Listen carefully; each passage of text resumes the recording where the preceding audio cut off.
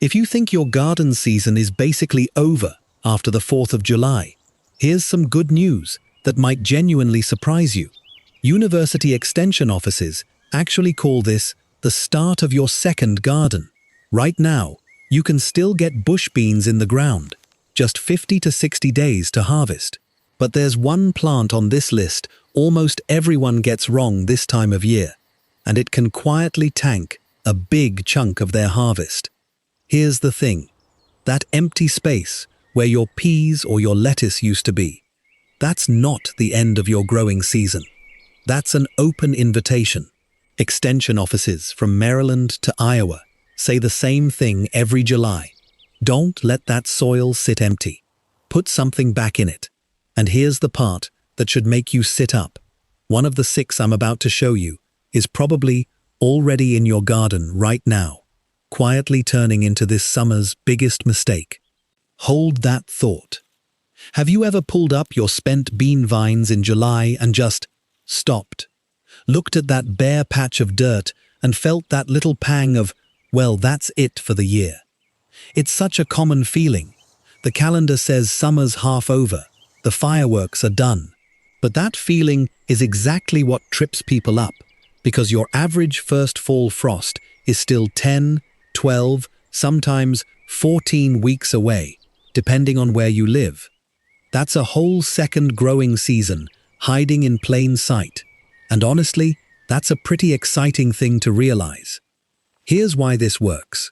Extension researchers use a simple formula to figure out what you can still plant. Take your first fall frost date, count backward by however many days that vegetable needs to mature. Then tack on an extra week or 2, because fall days are shorter and the air's cooling down, so everything grows just a touch slower than it did under July sun. That's the whole trick. No fancy math, no zone charts to memorize. Just count backward from frost. We're going to go through 6 vegetables you can plant right now, starting this week. Bush beans, beets, carrots, summer squash, cucumbers, and sweet corn. 3 of them are quick, easy first moves, the kind you plant and mostly forget about. The other 3 take a little more thinking, and one of them is the plant almost every gardener gets backwards this time of year. Every number here is pulled straight from university extension research, so you're not guessing. Let's start with the easy 3. Number 1. Bush beans. 50 to 60 days from seed to harvest. That's the whole trip. That's it. No trellis, no fuss. Just poke the seed into warm soil and walk away. Extension research says you can keep succession sowing beans every 2 to 3 weeks, all the way through mid to late July. So even if you're a little late reading this, take a breath. You've still got a window. Accessibility anchor here. No tools needed. Just a hand trowel and a warm afternoon. Push the seed about an inch deep, an inch apart. Give the row a good soak, and that's genuinely the whole job. Bush beans don't ask for a cage or a fence to climb. They just sit low and tidy along the edge of a bed, which makes them a kind pick for anyone whose knees don't love a lot of bending. Number 2. Beets. Also 50 to 60 days, and they'll germinate in 10 to 15 days if the soil's warm. Extension guidance says you can keep sowing beets up until about SEI 6 weeks before your first fall frost. Here's why this works. Beets don't mind the heat going in, and they finish up as the weather cools down in September and October, which is exactly when they taste best. Now, you'll hear that beets get sweeter after a frost. That's a claim worth handling carefully, because it's well documented for their cousins, parsnips, but the research specifically on beets is thinner. So here's the honest version. Cooler fall weather tends to improve flavor in a lot of root crops. Don't stake your whole harvest plan on a guaranteed sugar boost. Just know a beet planted now has plenty of time to size up. Number 3. Carrots. This one's got a wider range, depending on the variety, anywhere from 50 to 75 days. Iowa State Extension actually puts a hard number on it. The last practical planting date for carrots is around August 1st, so you've got a solid few weeks of breathing room here. And here's the part I love.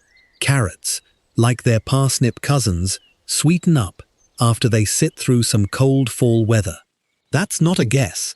That's Iowa State Extension talking about the same root family. My grandmother always left her carrots in the ground until after the first frost, said they tasted better that way. Turns out she was onto something. It just took the extension office a while to catch up to her. Cold does the work. You just wait.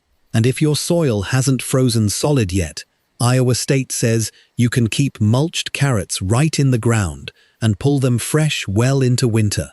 That's about as low maintenance as a harvest gets. Practically free, and it works rain or shine. So that's your easy 3. Beans, beets, carrots. Grab a pen if you've got one handy. Jot those 3 down, and see if you can tuck them into the ground this week. Kind of a set it and mostly forget it trio, honestly. And there's something satisfying about that. But here's the thing. There's a plant on this list that almost every gardener already has, growing right now, and it's about to become the biggest mistake of their summer. I'm talking about zucchini, and I promise we're getting to it. Let's talk about the second group. These 3 are a little different. They're not about starting something new so much as they're about starting it over. Number 4, summer squash and zucchini. Here's the part nobody expects, and it genuinely surprises most people the first time they hear it. If your zucchini plant is already big and thriving from a spring planting, that plant is actually in more danger right now than a brand new one. Extension entomologists say the squash vine borer, the insect that tunnels into the base of the stem and kills the whole plant, has just 1 generation a year in most areas, and the adults lay their eggs in late June through early July. A plant that's been sitting there since May is the one they're drawn to. So the fix sounds backwards, but it works. Plant a second round of squash in early July, after that egg-laying window closes. Extension research says summer squash matures in under 65 days, so a July planting still has plenty of time to produce before frost, and it sidesteps the borer almost entirely. That's the plant everybody gets wrong. Not because they forget to plant it, because they forget to plant it twice. Here's the picture. That healthy-looking zucchini plant from May, the one with the big leaves you're proud of. That's exactly the target the borer's looking for by early July. Meanwhile, a brand new seedling going in right now hasn't been sitting there long enough to attract much attention, so there's no need to feel bad about pulling out a tired spring plant and starting fresh. That's not wasted effort. That's the whole strategy. One quick note. In warmer regions, that borer window can shift a little later in the summer, so it's worth a quick check with your local extension office if you're not sure when your egg-laying window closes. Number 5. Cucumbers. Same idea as the squash. Extension guidance recommends a second planting around July 1st to extend your harvest all the way into fall, and cucumbers mature in 50 to 65 days from seed. That's plenty of runway. This is the one for anyone who wants enough cucumbers for a real batch of pickles before the season ends. And honestly, a second planting tends to dodge some of the powdery mildew and stress that a July-tired spring vine has already built up, so you often end up with cleaner, crisper cucumbers off the new plants than the old ones. Number 6. Sweet corn. This is the one that needs the most caution, so let's slow down here. Extension research puts sweet corn anywhere from 63 to 100 days, depending on the variety, and the advice is clear. Use only the fastest maturing variety you can find for a July planting. Corn actually finishes faster in the heat of summer than it does in spring, since it's not fighting cool soil anymore. Here's the honest part though. If you're gardening in a colder zone, especially zone 5 or 6, sweet corn is the tightest fit on this whole list. A long season variety planted in July might not beat your first frost, So it's worth checking your local first frost date with your county extension office before committing a whole row to corn. If your frost tends to come early, choose the fastest variety on the shelf, or skip corn this round and lean on the other 5. That might sting a little if corn's your favorite. It's a genuinely disappointing thing to hear. But don't panic. Planting a crop that can't finish isn't gardening. It's just feeding the deer.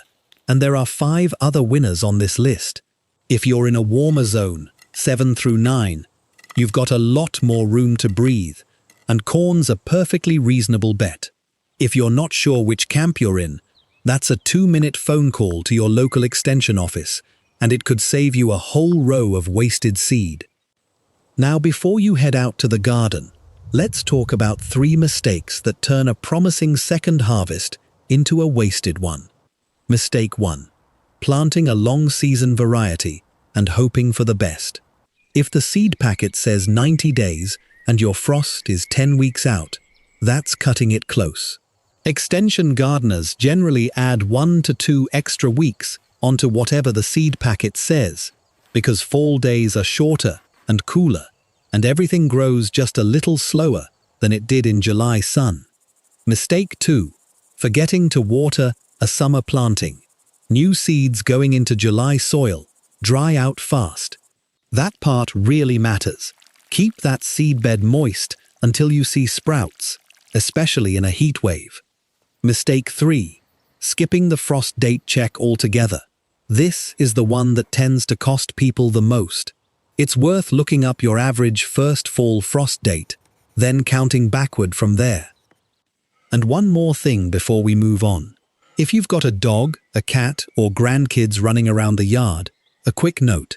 None of these 6 crops are on the common toxic plant lists for pets, but it's always a good idea to keep young pets from chewing on new seedlings, just out of general caution. Let's talk cost for a second, because this is the part that makes a second planting feel like a pretty easy call. A packet of bush bean or cucumber seeds runs you $2 to $3, and it'll give you pounds of produce by fall. A packet of carrot or beet seed is about the same, and 1 packet is usually enough for an entire row. Compare that to buying the same amount of fresh vegetables at the store in September, and you're looking at real savings for the price of a coffee. That's the whole math, a few dollars in seed against months of fresh produce. It's honestly a pretty satisfying trade. One of my subscribers in Ohio told me she plants a second round every single July, right after the fireworks are cleaned up, and by October, she's got more zucchini and cucumbers than her whole family can eat, enough to start handing baskets over the fence to the neighbors. That's the neighbor payoff right there. There's nothing quite like being the one on the street with too many vegetables to give away. It's a small joy, but it's a real one. Old-timers in the gardening community used to call that the July gamble.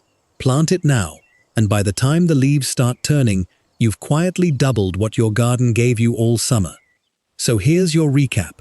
6 vegetables, 2 groups. Bush beans, beets, and carrots. The easy 3, going in now with plenty of room to spare. Summer squash, cucumbers, and sweet corn. The second chance 3, with squash and cucumbers as your safest bets, and corn as the one that needs a frost date gut check first, especially if you're up in zone 5 or 6. That empty space in your garden right now, it's not the end of the season. It's round 2. Grow a little more food, save a little money, and have some fun out there before the year is done. And if you're wondering what goes into that same bed once these 6 finish up, that's exactly what I'll show you next. The fall crops that practically plant themselves. I'll see you in that one. Happy gardening.